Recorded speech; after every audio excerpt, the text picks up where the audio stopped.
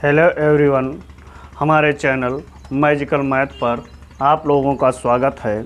आइए अगले पार्ट में, मतलब पार्ट आपका है general equation of second degree हम पढ़ा रहे हैं। उसमें आइए आप लोग देखिए, क्वेश्चन नंबर 11 कह रहा है ये भी ए स्ट्रेट लाइन एंड वो is a point on the line A b एक स्ट्रेट लाइन है और उस पर एक बिंदु O है। If one draw a line OC और एक लाइन OC ड्रा की जा रही है, नॉट कोइंसिडिंग विथ OA और OB, मतलब OA और OB पर नहीं है, उसके अलावा पॉइंट C कहीं भी है, then the angle AOC and angle BOC are. अब यह एंगल पूछ रहा है आपसे AOC, कोण AOC और कोण BOC, यह आपका आया है NVS 19 में।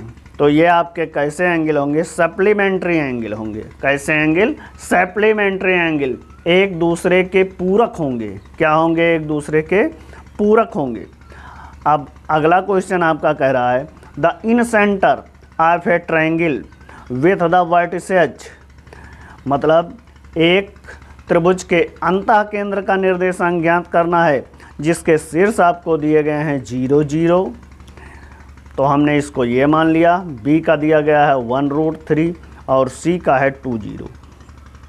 तो ध्यान दीजिए, शीर्ष A के सामने की भुजा को ये कहते हैं, शीर्ष B के सामने की भुजा को B और C के सामने की भुजा को C कहते हैं। अब इसको डिस्टेंस फार्मूला से निकाल लिया जाए तो डिस्टेंस फार्मूला से हम ये भी के बीच की दूरी निकालेंगे C। तो ये 1 - 0 का स्क्वायर और √3 - 0 का स्क्वायर, तो 1 का स्क्वायर 1, √3 का स्क्वायर 3, 3 1 4, 4 का वर्गमूल 2 हो जाएगा। और ये देखिए 2 में से 1 गए 1 और फिर 0 - 3 वही, 1 का स्क्वायर 1, √3 का स्क्वायर 3, तो 1 और 3 4, 4 का वर्गमूल 2। और ये भी देखिए 0 - 2, 0 - 2, 2 का स्क्वायर 4, 4 का वर्गमूल 2।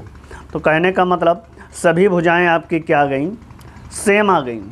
अब इसके इन सेंटर का फार्मूला होता है AX1 plus BX2 plus CX3 upon A plus B plus C, जब वर्टिसेस दिए रहें तो। और इसी प्रकार AY1 plus BY2 plus CY3 upon A plus B plus C, इसी में आप वैल्यू रख दीजिए। यही आपके इन सेंटर का फार्मूला है। तो A के स्थान पर 0, तो ये आपका हो जाएगा 0, प्लस B के स्थान पर 2, BX2 आपका 1 है तो 2 × 2, C भी 2 है और X3 आपका है 2, तो 2 दूनी 4 अपान A plus B plus C means 6। अब है AY1, तो X1 Y1 आपका 0 है तो ये 0 हो जाएगा, प्लस Y2 आपका 3 है तो 2√3, प्लस C 3, Y3 0 तो 0/6। ये आपका 4 2 6/6 हो गया। और ये हो गया 2√3/6। अब ये 6 से 6 आपका कैंसिल हो गया 1, और ये 2 3 6 और √3 से 3 कटेगा तो 1/√3 आएगा, 1/√3। तो इस प्रकार ये भी आपका NVS 2019 का प्रश्न है। ये ऑप्शन आपका फर्स्ट आ गया। क्या आ गया? फर्स्ट। अगला क्वेश्चन कह रहा है the distance between 2 parallel line, मतलब 2 समांतर रेखाओं के बीच की दूरी ज्ञात करनी है। तो पहली रेखा के मूल बिंदु से दूरी और दूसरी रेखा के मूल बिंदु से दूरी निकाल कर हम इसको माइनस कर देंगे। या डायरेक्ट फार्मूला है C1 - C2 का मॉड अपान √A² प्लस B²। इसी फार्मूले पर आप लगा दीजिए। तो C1 - C2 C1 minus C2, यहाँ आपका 5x² minus 12x plus 2 equal 0। तो C1 आपका है 2 माइनस C2 आपका है -3, तो ये +3 हो जाएगा। और a² 5 का स्क्वायर प्लस 12 का स्क्वायर आपका 3 2 5 हो जाएगा। और 5 12 13 पाइथागोरियन त्रिक होते हैं, तो ये 13 हो जाएगा आपका। 169 का वर्गमूल 13, ये आपका डिस्टेंस आ गया। ये 5/13 विकल्प नंबर सी, ये भी NVS का क्वेश्चन है। अगला क्वेश्चन कह रहा है if A and B are the point with coordinate, A और बी पॉइंट के कोऑर्डिनेट दिए गए हैं -3 और 4 और 2 और 1। The coordinate of C on line A B, C के कोऑर्डिनेट ज्ञात करना है और यह लाइन ए बी पर है।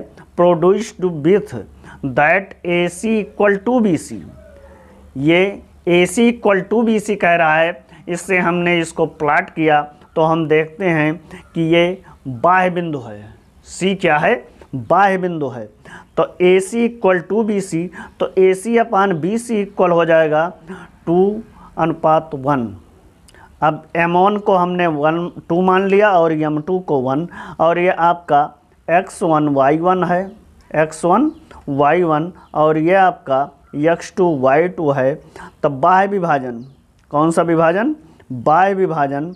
बाह्य विभाजन में हम जानते हैं कि M1 x2 minus M2 x1 अपान M1 माइनस M2, और इसी प्रकार M1 y2 minus M2 y1 अपान M1 माइनस M2।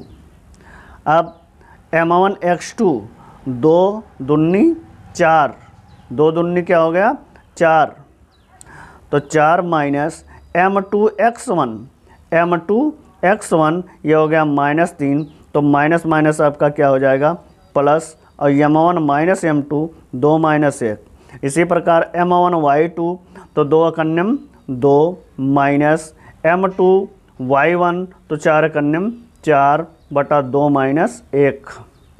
अब ये हो गया 7/1, ये हो गया -2/1, तो ये क्या हो गया? 7 माइनस 2, 7 माइनस 2 किस ऑप्शन में दिखाई दे रहा है? ऑप्शन नंबर सी में। यह आपका KBS 18 का क्वेश्चन है। कह रहा है question number 15, equation 9x² plus 2hxy plus 4y² plus 6x plus 2fy equal 3 represent two parallel line if h plus f is equal. h plus f की value ज्ञात करने को कह रहा है। किसकी वैल्यू? h प्लस f की। तो देखिए ABC ए हमने बताया था x² का गुणांक है, b y² का गुणांक है, और c कांस्टेंट अचर पद है। तो अचर पद को हम इधर लाएंगे तो -3 हो जाएगा। FGH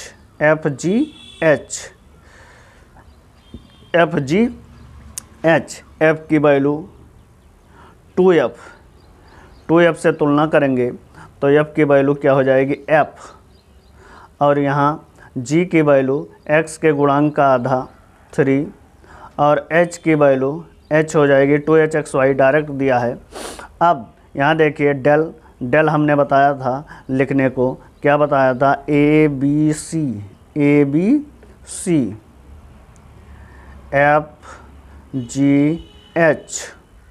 और यहाँ FGH ऐसे बताया था। और हमने पैरेलल की कंडीशन बताई थी। पैरेलल की कंडीशन क्या होता है? A upon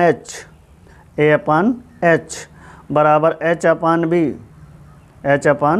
B equal G upon F। ये शॉर्टकट हमने बताया था। अब यहाँ से देखिए सभी की वैल्यू रख लीजिए। A अपान H, तो A के स्थान पर 9 अपान H अपान 4, G 3 अपान F। अब पहले और दूसरे को हम लेंगे तो h² इक्वल 36, तो h इक्वल हो गया 6। अब दूसरे और तीसरे को लेंगे तो एच एफ इक्वल 12, एच की वैल्यू 6 एफ इक्वल 12, तो एफ इक्वल 2। अब एच प्लस एफ की वैल्यू निकालने को कह रहा है, तो 6 + 2 बराबर 8, 6 + 2 बराबर 8।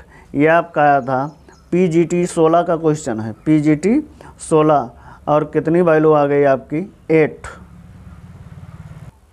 अगला क्वेश्चन कह रहा है द सेंटर ऑफ कोनिक, इस कोनिक का सेंटर ज्ञात कीजिए। तो ध्यान दीजिए, जब हमें सेंटर ज्ञात करने रहेगा कोनिक का, तो हम डिफरेंशियल करेंगे। कोनिक का x के सापेक्ष और y के सापेक्ष डिफरेंशियल करेंगे। x के सापेक्ष डिफरेंशियल करेंगे तो y को कांस्टेंट मानेंगे, y के सापेक्ष डिफरेंशियल करेंगे तो x को कांस्टेंट मानेंगे। जैसे मान लीजिए ए fx है, तो df/dx। अब x के सापेक्ष डिफरेंशियल कर रहे हैं तो ये आपका हो गया 10x। यहाँ y को कांस्टेंट मानेंगे तो ये -6y, और इसका 0 हो जाएगा, कांस्टेंट है। इसका क्या हो जाएगा 22x का डिफरेंशियल क्या हो जाएगा 22, और ये कांस्टेंट है 0 हो जाएगा, ये कांस्टेंट है 0 हो जाएगा, इक्वल क्या हो गया 0। इक्वेशन नंबर फर्स्ट इसको मान लीजिए। अब पुनः df/dy, अब y के सापेक्ष डिफरेंशियल करना है तो x को कांस्टेंट मान लेंगे, तो ये कांस्टेंट हो गया 0 हो गया। ये क्या हो जाएगा, इसमें x को कांस्टेंट मानेंगे तो ये हो जाएगा आपका 6x, क्या हो जाएगा -6x, और ये y के सापेक्ष 5 दूनी 10y प्लस 10y, और यहाँ -26, ये कांस्टेंट है 0 हो जाएगा, -26 इक्वल क्या हो गया 0। Equation number second. अब इक्वेशन फर्स्ट और सेकंड को लेकर हम हल करेंगे और x y की वैल्यू निकालेंगे, वही हमारा क्या हो जाएगा सेंटर हो जाएगा। तो इक्वेशन फर्स्ट को हम 2 से डिवाइड कर दे रहे हैं, तो ये 5x - 3y इक्वल क्या हो गया -11। इसको पक्षांतर कर दिया, इसको भी आप डिवाइड कर दीजिए 2 से, तो ये हो गया 3x + 5y इक्वल क्या हो गया 13। यही मान लीजिए, यही है फर्स्ट और सेकंड। अब इसको x और y को, दो चरों वाले रैखिक समीकरण में x और y की वैल्यू निकालने के लिए हमने इसकी भी ट्रिक बनाई है। x इक्वल हमने बताया है r∝ और y इक्वल α/α। तो इसी ट्रिक पर यहाँ देखिए, x इक्वल हो गया, x है तो x को बंद कर लीजिए, और r ऐसे चलता है तो 13 तियाँ 39, 13 तियाँ 39 क्या हो जाएगा -39, और माइनस ऐसे तो चलता है -11 × 5 = 55, -55, तो यह माइनस क्या हो जाएगा +55। अब यहाँ देखिए y है अल्फ़ा, तो y को बंद कीजिए, और अल्फ़ा ऐसा चलता है तो -33 ऐसे, -13 × 5 = 65, -33 - 65, ये अल्फ़ा ऐसे चलेगा 33 - 65। हाँ ध्यान दीजिए, यहाँ थोड़ा सा मिस हो गया है, -6x होगा, क्या होगा -6x, तो ये माइनस हो जाएगा, तो 11 तिहाई 33, ये +33 हो जाएगा, क्या हो जाएगा +33। अब देखिए अल्फ़ा में इसको बंद करना है, अल्फ़ा यहीं से निकालना है, अल्फ़ा ये निकलेगा, अल्फ़ा तो 3 त्रिक्का 9, 3 त्रिक्का 9, माइनस प्लस, -55 25, और वही यहाँ लिख दीजिए 9 - 25। अब ये हो गया x इक्वल 39 6 45 10 55 मीन्स 16 हो गया, 16/-16, और यहाँ y की वैल्यू 5 में से 3 गए 2, और 6 में से 3 गए 3, -32, और ये हो गया -16। अब ये x इक्वल हो गया -1, और y इक्वल क्या हो गया 2, x इक्वल -1, y इक्वल 2। तो यह आपका कौन सा ऑप्शन हो गया? Option number b. ये PGT 16 का क्वेश्चन है।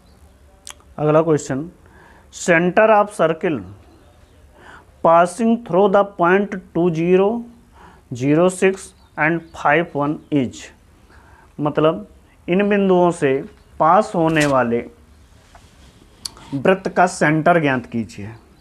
तो देखिए हमने फिगर बनाया है, 2 0 है, x अक्ष पर 2 0, y अक्ष पर 0 6 और ये 5 1। अब देखिए इसका हम निकालेंगे डिस्टेंस, इसका डिस्टेंस निकालेंगे तो इसका डिस्टेंस हो जाएगा 5 में से 2 गए 3, 3 त्रिका 9, 9 और 1 10, ये आपका हो जाएगा √10। इसका डिस्टेंस निकालेंगे तो 2 दूनी 4, 6 36, 36 4 40, ये √40 हो गया। और इसका डिस्टेंस निकालेंगे 5 5 25 और ये भी 5 5 25, 25 25 50। और हम देख रहे हैं इसका और इसका वर्ग करके जोड़ेंगे तो इसके वर्ग के बराबर आ जाएगा। मीन्स ये आपका समकोण त्रिभुज है। कैसा त्रिभुज है? समकोण त्रिभुज है। तो समकोण त्रिभुज में हम जानते हैं ये 90 का होगा और ये आपका कर्ण हो जाएगा। और ये वृत्त में आपका, वृत्त में क्या होता है? अर्धवृत्त में बना कोण समकोण होता है। अर्धवृत्त में बना कोण क्या होता है? समकोण होता है। तो ये आपका व्यास हो गया और इसका सेंटर ज्ञात करना है। तो इसके सेंटर के लिए दोनों को जोड़ करके आधा कर देंगे। तो ये 5 और 0 आपका हो जाएगा 5/2 और ये 6 और 1 7/2। इस प्रकार आपका ऑप्शन क्या हो जाएगा? Option number D. ये PGT 16 का क्वेश्चन है।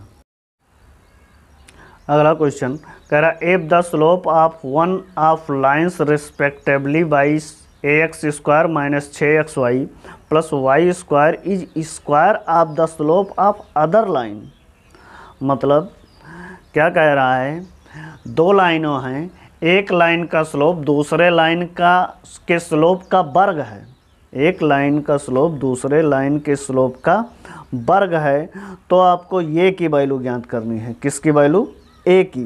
तो हम यहाँ फार्मूला हमने लिखवाया है m1 + m2 बराबर -2h। तो ये 2h की वैल्यू दी गई है, माइनस और माइनस आपका प्लस हो जाएगा 2h के स्थान पर 6, 2h/b, 2h/b और b के स्थान पर 1 है।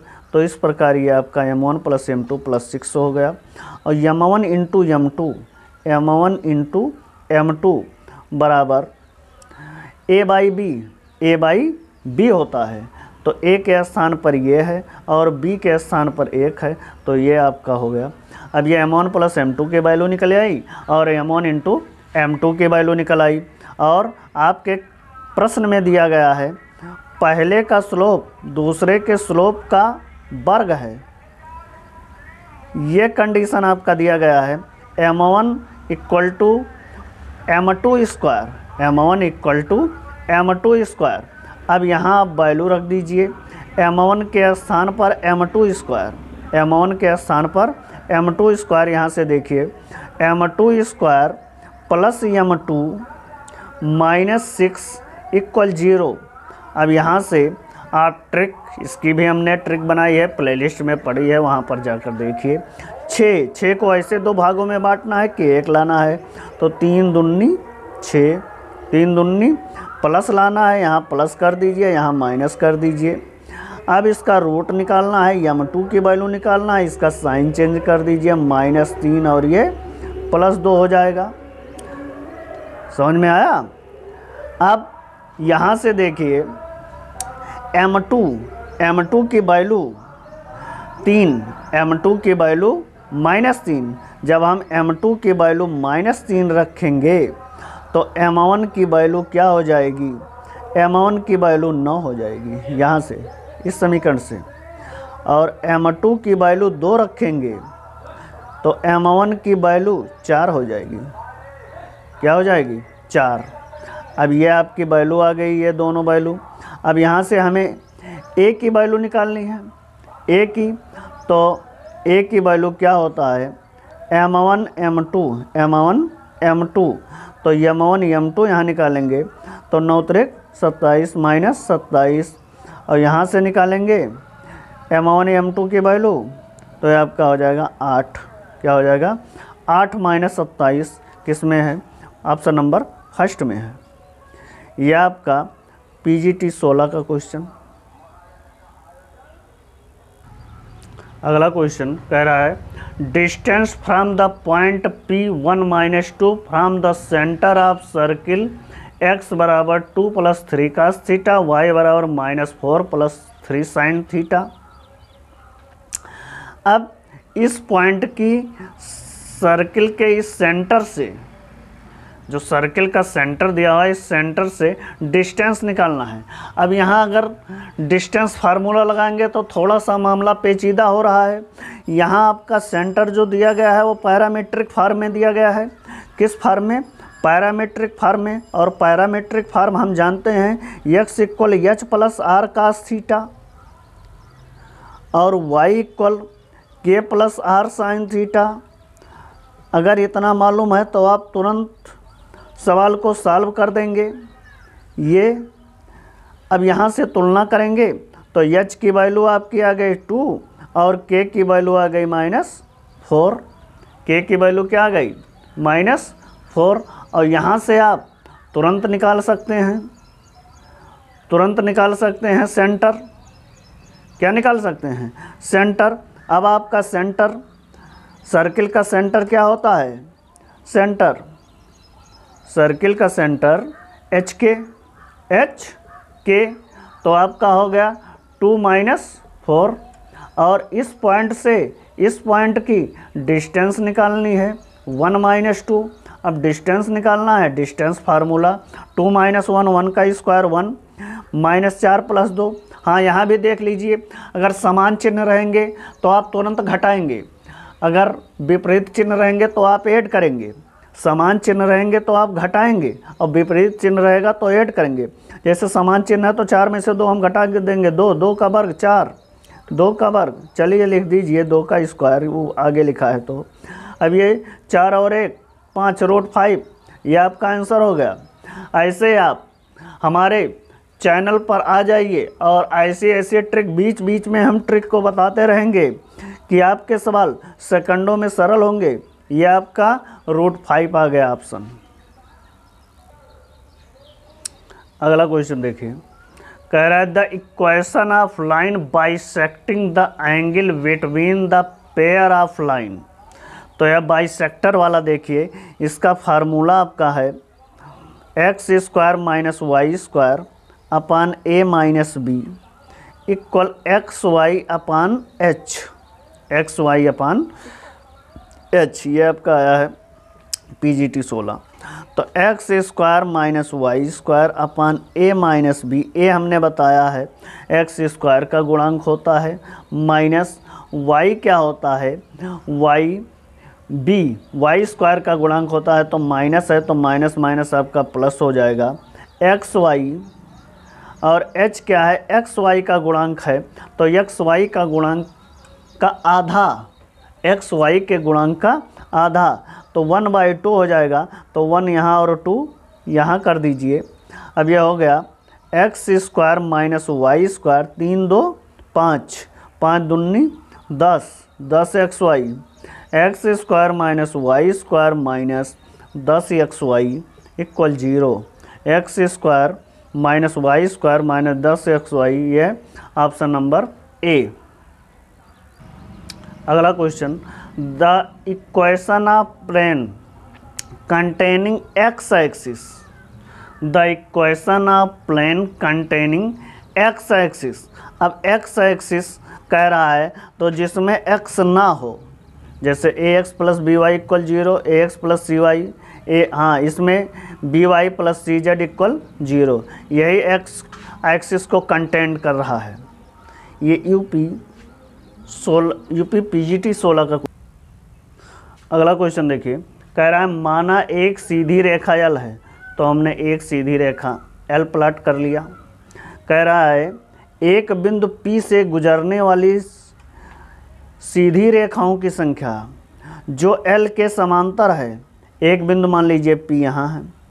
अब इस बिंदु से गुजरने वाली रेखाओं की संख्या जो एल के समांतर है, ओनली वन। देखिए समांतर रहेगा तो कितनी रेखाएं आप खींच सकते हैं? केवल एक। ये DSSB 18 का क्वेश्चन है। अगला क्वेश्चन देखिए 23, कह रहा है XY प्लेन में दो सीधी रेखाएं एक दूसरे को ओवरलैप कर रही हैं।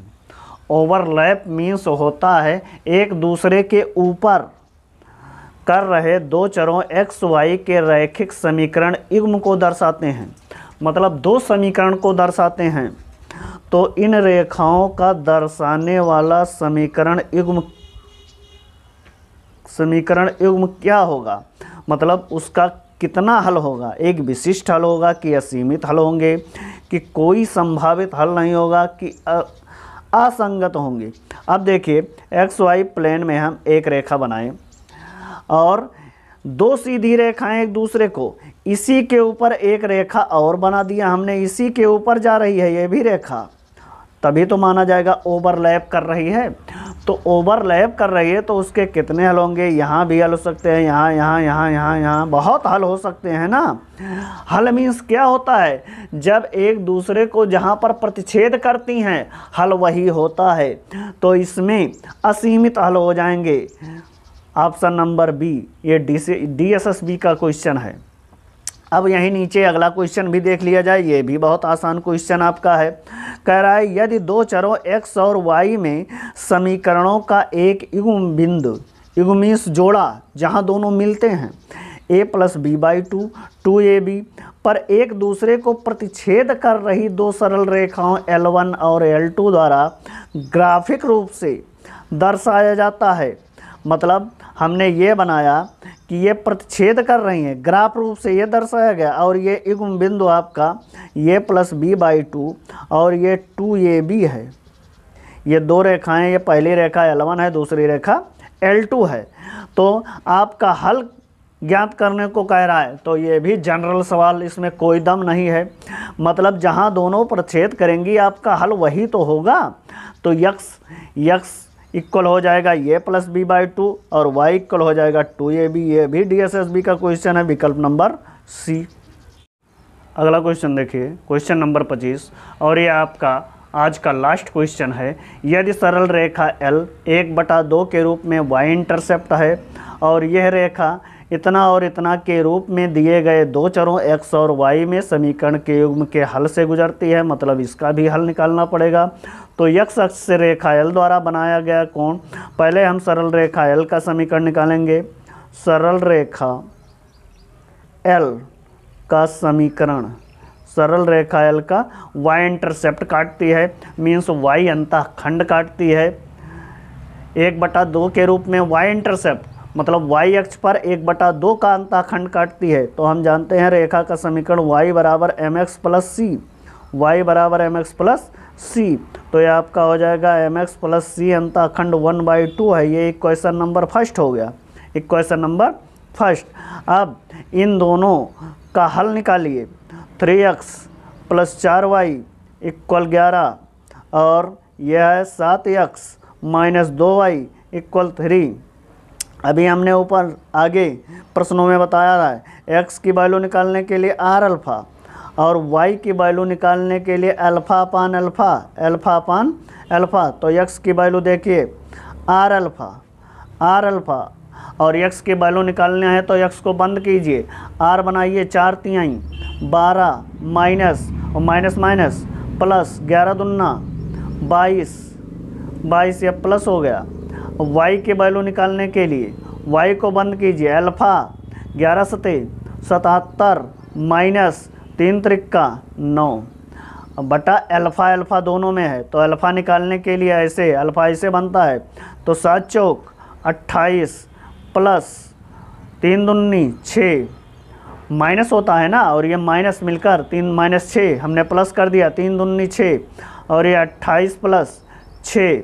अब ये आपका क्या हो गया 2 2 4 22 12 44 22 12 44 22 12 क्या हो गया 22 12 34 बटा 28 6 34। अब ये यहाँ देखिए y बराबर 68, 68 9 77, 68 बटा 28 6 34। अब ये हो गया आपका 1, x की वैल्यू और y की वैल्यू 2x। अब ये आपका प्रतिच्छेद बिंदु आ गया, प्रतिच्छेद बिंदु, और x y के मान आप समीकरण फर्स्ट में रख देंगे। x y की वैल्यू हमारी क्या आई थी, mx प्लस हाफ, तो यहाँ 2 और यहाँ x के स्थान पर 1, तो m हो जाएगा प्लस 1/2, 1/2। अब m को इधर लाएंगे तो 2 माइनस 1/2 इक्वल m, तो m इक्वल 3/2। तो m इक्वल हम जानते हैं tan थीटा होता है। क्या होता है, tan थीटा। तो tan थीटा इक्वल 3/2, तो theta equal tan inverse 3/2, tan inverse 3/2। ये भी आपका DSSB में आया था। DSSB के क्वेश्चन हमने अभी हल किया, तो देख रहे हैं आप लोग कितना लंबा लंबा ये लिखा हुआ है। ये आपका क्वेश्चन नंबर B आ गया। अब हमारा चैनल यदि आप लोगों को पसंद आए तो आप लोग चैनल को लाइक सब्सक्राइब कीजिए और कमेंट भी कीजिए। धन्यवाद।